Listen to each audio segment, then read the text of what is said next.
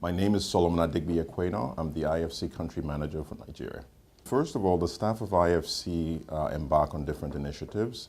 We've had one initiative already this year where we went to a hospital, a women's hospital, to help really clean up the hospital. This is an area where pregnant women were. So sickle cell anemia, the walkathon is another such initiative that we're embarking on, and there will be other initiatives that we also embark on.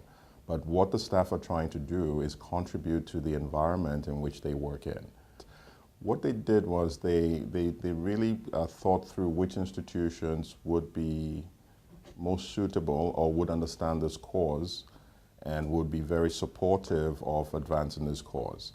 And they approached those institutions, and I'm glad to say we're successful in getting quite a number of them to agree to sponsor this event. So that's really the ethos of all the staff-initiated activities. It's primarily to create awareness of sickle cell anemia. If you think about it, this is a condition that affects mostly people of the Negroid, descent. And if you think also about which country is the most populous in terms of black nations, Nigeria is the most populous. So naturally, this is something that we feel that Nigeria should show leadership on, because it's a condition that mostly affects black people. And we do hope that this will create awareness. We do hope that this would also be a seed for fundraising for institutions like the Sickle Cell Center that do research and also provide care to people who have the sickle cell condition. My hope is that it will be an annual event. It will be an annual event with different sponsors each year.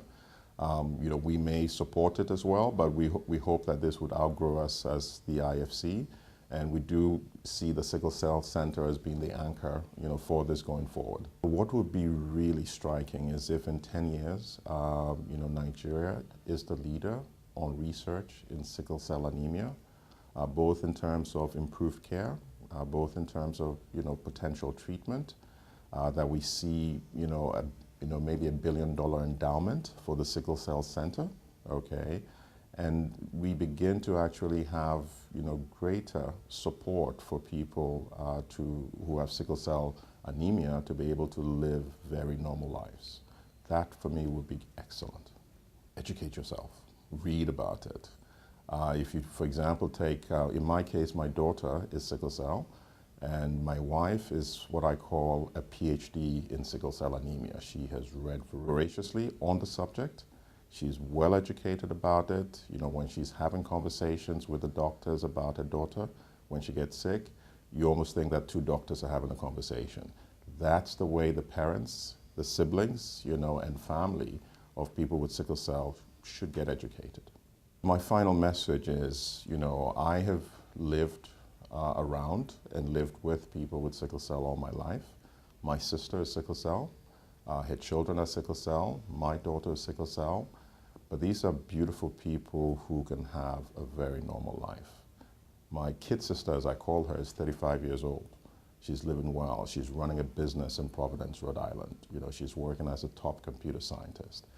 This is somebody who does not give up and does not feel that she has lesser of a life because she's sickle cell. I do hope that there will be more and more people like my sister, and my daughter is the same. Very sharp-witted. I sometimes think God gave those who have sickle cell as sharper wits than the rest of us, because these guys are really driven. But let's really help them have as normal a life as possible, and that is really my last word.